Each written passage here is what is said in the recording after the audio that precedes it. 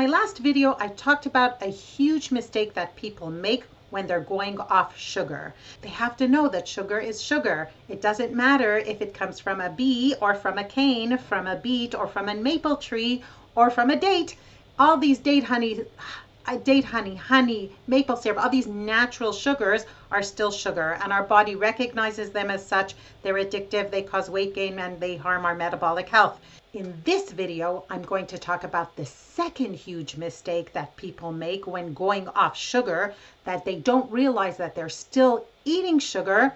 And this huge mistake is even more problematic maybe than the first one. Welcome to my video. My name is Tzipi Livne. I'm a certified food addiction counselor and the creator of the Sugar-Free Recovery Program.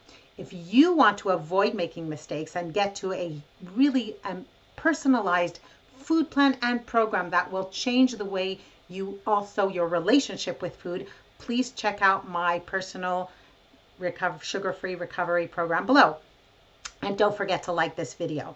So let's talk about the second huge mistake that people make when going off sugar. And that is that many people don't understand or know that white flours from any source are basically sugar that doesn't taste sweet.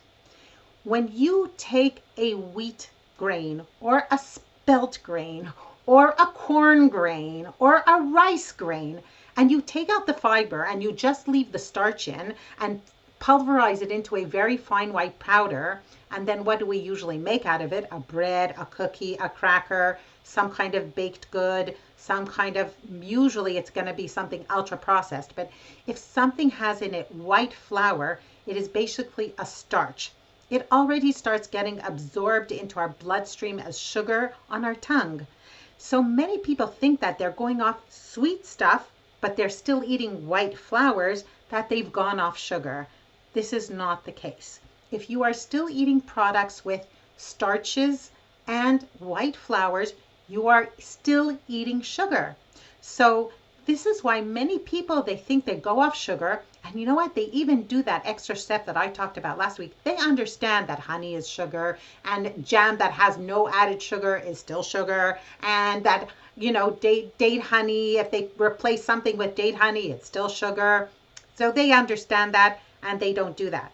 But if they're still eating, for example, I don't know, sometimes diabetics will think that if they're eating a cake that's been made with flour and margarine, but it's been made with an artificial sweetener, so then that's okay. It's okay to eat because you're diabetic. But no, that has sugar in it. So basically, white flour is sugar that doesn't taste sweet. And here's the biggest problem. I think even more than sugar, white flours and starches are put into our food to make the consistency better. It makes it taste better. Many times they'll put that in to give a creamy flavor, especially all those low-fat products will usually have more sugar, but also a lot of starches in order to enhance the consistency and the mouthfeel and all that stuff. So if you want to really go off sugar, first of all, of course, you need to read the ingredients of anything that has a label, and then you're going to be shocked at how much sugar is in so many products, especially if you understand that our body takes in these white flours and starches as sugar. So when you look at on the menu of a restaurant that gluten-free bread, know that it's probably made with potato starch or cornstarch or rice starch. And does it really matter that it's gluten-free? Not if you're looking to go off sugar. So really, it is so important to learn what sugar is when you're thinking of going off sugar or even limiting the amount of sugar that you eat. Because if you went off the sweet stuff, but you're still eating a lot of white flours, and it doesn't matter if it comes from a wheat or a spelt or whatever it is, then you really haven't gone off sugar. What about whole grain flour? That's a whole other discussion, which I have presented in prior videos and I will do again. But I want to give you an example of how people really can get tricked into thinking that something is healthy when it's, if something doesn't have sugar in it, when it actually does. in a story that I experienced really not that long ago. I went into a store to buy some challah, right, some chali for Shabbat for our Sabbath meal, and I was buying some for my family. I don't eat bread at all, but I was buying some for my family, and I saw this spelt challah, like a spelt bread, challah bread, and I said, you know what? If it's whole grain spelt, that really is healthier than getting like some white challah, which is like basically the equivalent of cake.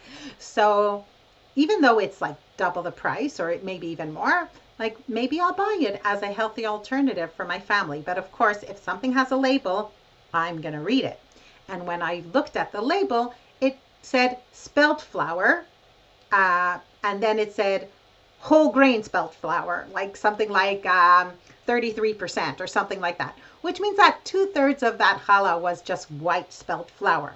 So I would have paid double the amount in order to get 30% whole grain. Is that really worth it? I don't know. For my family, who they're not, they don't care. I'm the one who's trying to buy healthy things for them.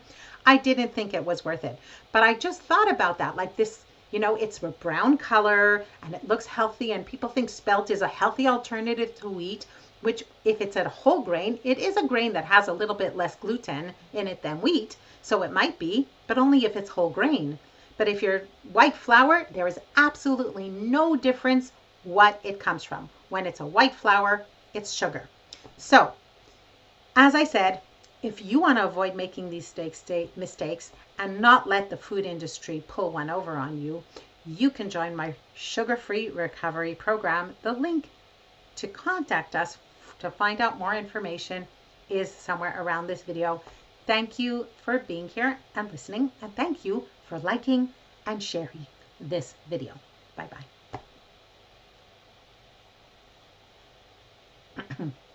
Yeah. So don't let the food industry pull one over on you. And if this kind of overwhelms you and they think, wow, what else do I not know? Unfortunately, I'm going to tell you that there's a lot. And that is something that I teach my clients in the sugar-free recovery program very carefully. How not to let the food industry pull one over on them, but also how to change their relationship with food so they can really be free from the addictive pull of sugar and ultra-processed foods. So if you'd like to find out more about my program, check it out in the link below. Thanks for listening. Please like and share, and I'll see you in our next video. Bye-bye.